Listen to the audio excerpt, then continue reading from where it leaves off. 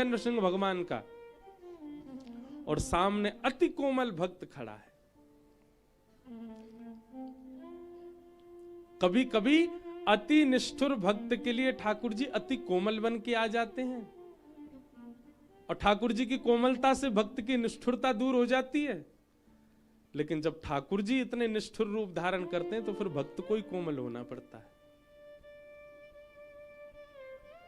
आपको पता है, निष्ठुरता और कोमलता का बड़ा प्रिय संबंध है।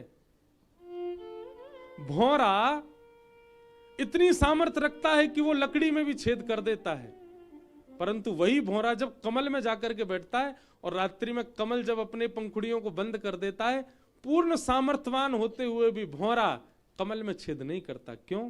क्योंकि कमल से प्रेम करता है। और कभी कभी भौरे के उसी में प्राण चले जाते हैं, वे सर्व सामर्थ्यवान होते हुए भी कमल से छेद करके बाहर नहीं आता। ठाकुर जी कितने भी निष्ठुर हो जाएं, वैसे तो निष्ठुर हैं नहीं, पर राक्षसों के लिए भले ही निष्ठुर बन के आए, भक्त की कोमलता ठाकुर जी को पिघला देती है। एक बात कहूं बंधुओं, बहुत ध्यान से सुनिएगा। हम सब सेवा करते हैं और हम सबकी सेवा के ठाकुर जी कहीं ना कहीं स्पर्श में हमको स्थूल लगते हैं, थोड़े कठोर लगते हैं। तब मन में चिंता नहीं,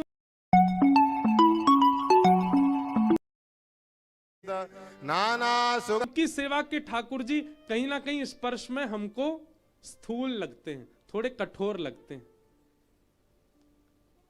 तब मन में चिंता नहीं होती कि हमारी तरह क्यों नहीं है ठाकुर जी की त्वचा। एक बात सत्य मानिएगा, ठाकुर जी निष्ठुर होकर के इसलिए बैठे हैं, वो हमको चैलेंज करते हैं। तेरे प्रेम में सामर्थ्य हो, तेरे भाव में सामर्थ्य हो तो मुझको सचल बना के दिखा। तू मेरे मेरे मेरे स्वरूप को चैतन्य अनुभव करके दिखा। अगर सामर्थ्य हो तो ठाकुर जी चैलेंज दे रखे हैं हमको कि मैं तो लड्डू गोपाल ही हूं, तेरे तो मैं सामर्थ्य हो तो मुझे खड़ा करके दिखा दे। मैं तो मुरली मनोहर ठाकुर हूं, तो मैं सामर्थ्य हो तो मुझे बैठा के दिखा दे।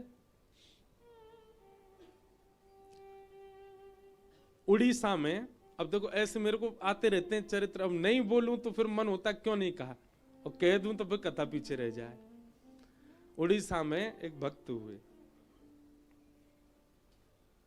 चैतन्य महाप्रभु के परम भक्त। बहुत ध्यान से सुनना। तो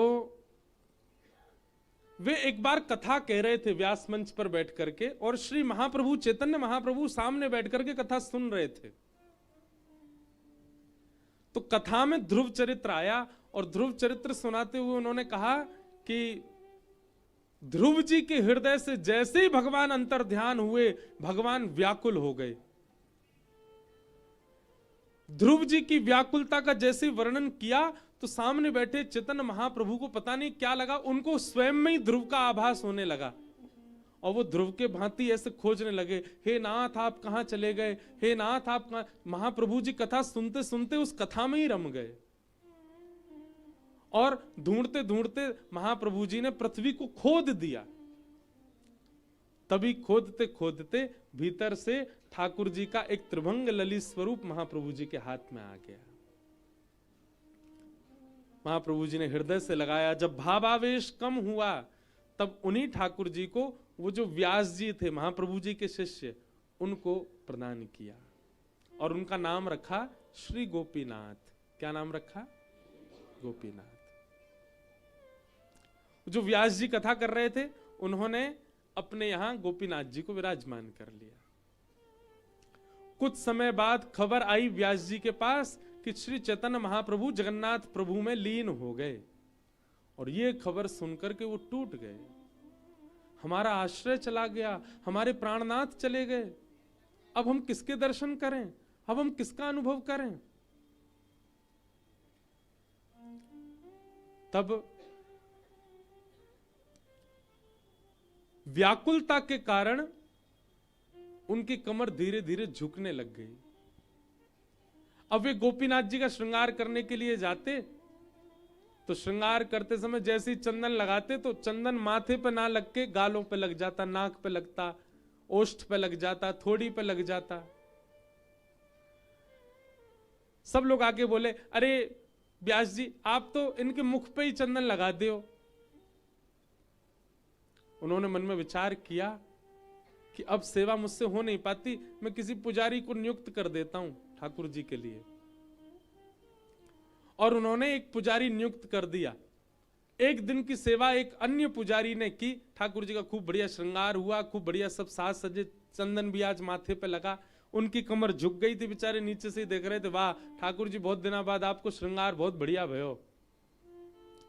रात्रि में जैसी सोए ठाकुर जी रोते हुए स्वप्न में आ गए और कहने लगे, हम तोते सेवा करावे के लिए प्रकट भय, हम तोते सेवा करावे के काजे बैठे हैं और तुमने कहे दूसरों पुजारी धर दियो मेरे काजे। बोले जय जय, मेरी कमर झुक गई, मैं आपको चंदन ना लगा पाऊं, मेरा हाथ ऊपर ना आ पावे, मैं कैसे सेवा करूं? अब बढ़िया श्रृंगार करता रहो पुजारी आपको। ठाकुर जी बोले मोए ना पतो, चाहे नाक पे लगाओ, चाहे ठोड़ी पे लगाओ, चाहे मुंह पे लगाओ, चंदन चाहे जहां लगाओ, श्रृंगार आप ही करोगे।